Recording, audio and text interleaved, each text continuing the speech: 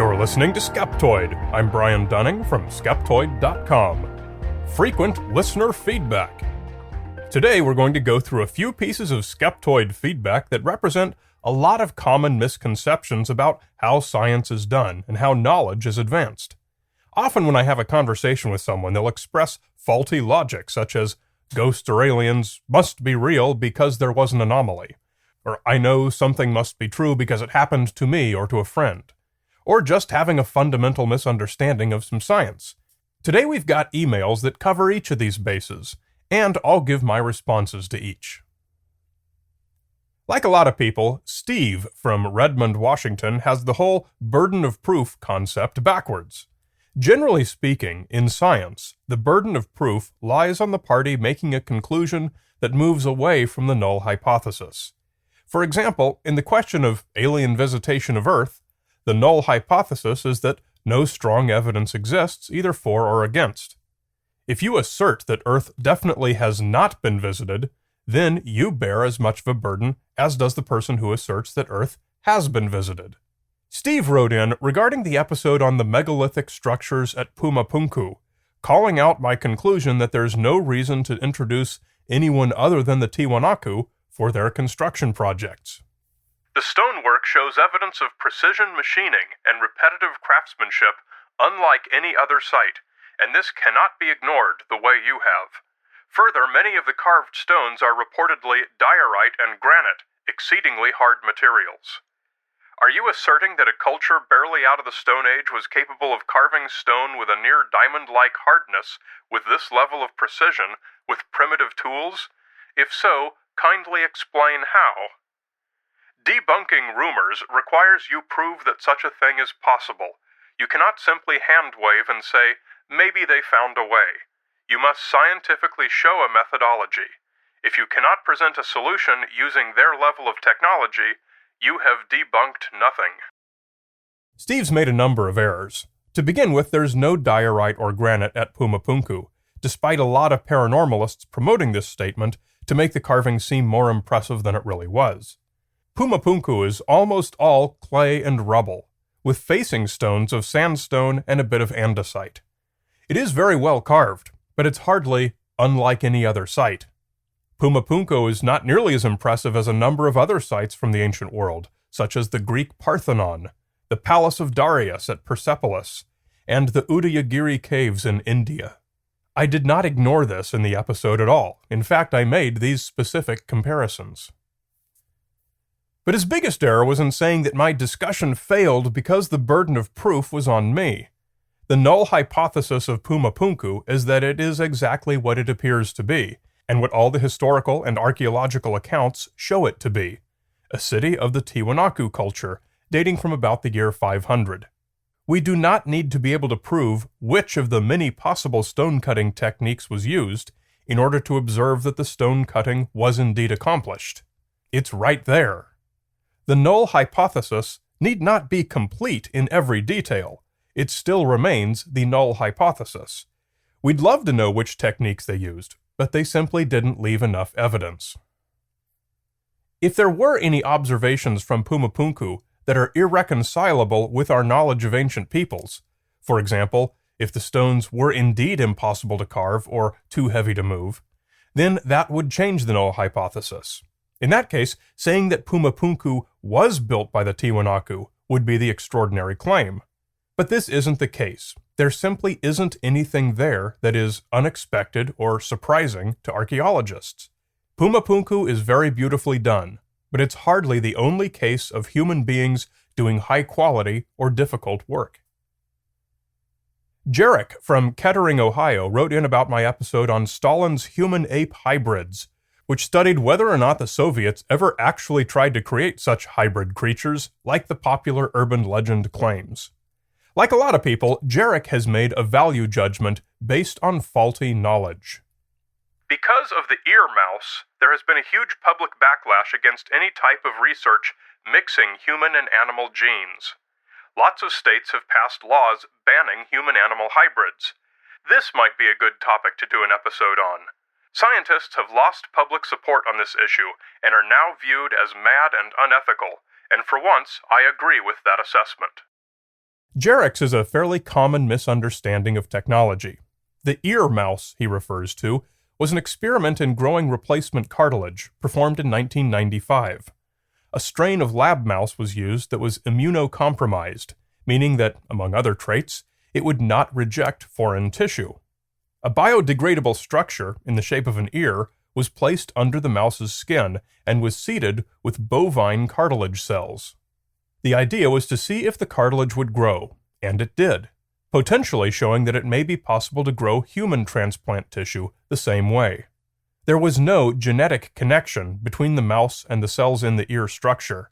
The mouse was a perfectly normal mouse, and the cartilage was bovine. The reporting media didn't always get this right, and many people, such as Jarek, had the wrong idea that it was some kind of bizarre genetic hybrid creature. It's quite common for people I speak with to reveal that their objection to some technology is based on a misunderstood concept. Objection to a technology, for any reason, is everyone's right, but I don't think many people would disagree that it's best to properly understand what it is you think you're objecting to. In this particular case, Jarek's casting a giant umbrella over a wide spectrum of biological research, some of which he might not object to if he understood it better. Trying to breed a race of half-human creatures is pretty extreme, and few would probably support that. But what about the use of cell cultures to produce life-saving vaccines, or gene therapy to correct Parkinson's disease? These are more debatable ethics questions. It's often risky to use a single fat brush to paint an entire field of research as either completely good or completely bad. Another common, in fact almost universal, response to skeptical thinking is, "My experience was X, thus X is correct and anything else is wrong." Maybe this is ghosts are real or reflexology works, all based on uncontrolled personal experience. Here's an email from Naomi, a former nurse in Michigan, who wrote in response to the section in the detoxification episode where we discussed colon cleansing. "I suppose it may not matter to you, but I can state without reservation and in all good conscience that you are wrong in your assessment of bowel cleansing theory and one currently marketed product. I had a long career as a nurse. I've handled, well, let's see how to phrase this nicely, lots of bedpans with loads of stuff in them, and also have used one of these maligned products with great benefit. Frankly, I don't care what any organization or individual views as truth. I prefer personal experience to someone else's opinion." Working as a nurse, or as anything else, does not guarantee scientific thinking. Personal experiences are uncontrolled, meaning they're subject to a vast, unknown number of variables. External factors, personal biases, preconceived notions, and misinterpretation of results all combine to make anecdotal personal experiences nearly useless as far as being reliable sources of information. Of course, Naomi's probably right to put more stock in her personal experiences than in someone else's opinion, but there was no opinion component to the data discussed in my episode. When we want to know something, we can guess or form an opinion, or even rely on anecdotes, but it's not a very good way. A better way is to design a test where we eliminate variables by such processes as randomization, blinding, and statistics. What this process has shown us about colon cleansing is that it has no known health benefits, nor has anyone suggested a plausible reason that it might. It does, however, present considerable risk of infection and injury, and is at best an unnecessary expense. A question I'd ask Naomi is, how would she suggest confirming her experience to the satisfaction of the doctors? Does she think that designing a clinical trial would be a good idea?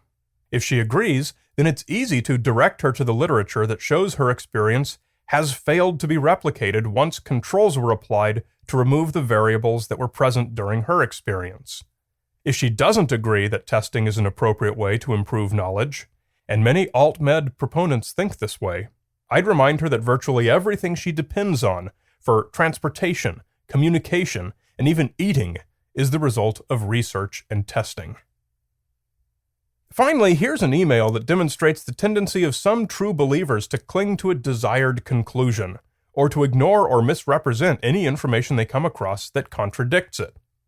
James from the Ozarks wrote in about my episode on the Star Child skull, the skull of a child who died in Mexico some 900 years ago, and who probably had untreated hydrocephalus, which caused the skull to be grossly enlarged. Some, like James, insist that the skull is a human-alien hybrid, the only evidence for which is a mitochondrial DNA test they had done, which tests the maternal DNA, and found it to be human, thus compatible with their hypothesis that it had a human mother and an alien father.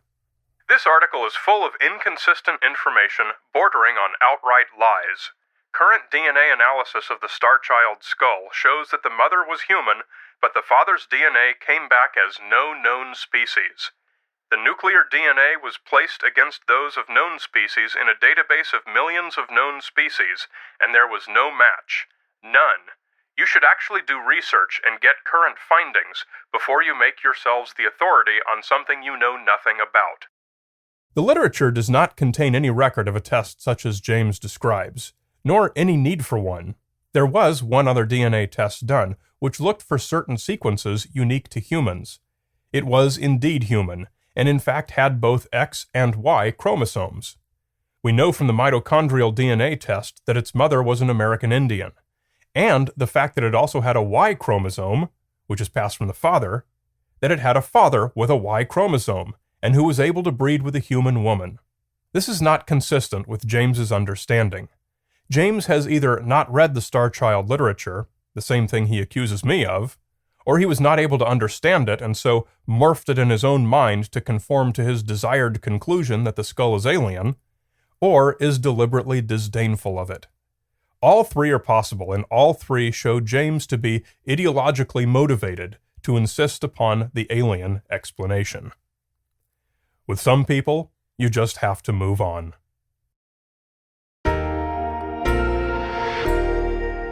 You're listening to Skeptoid, a listener-supported program. I'm Brian Dunning from Skeptoid.com.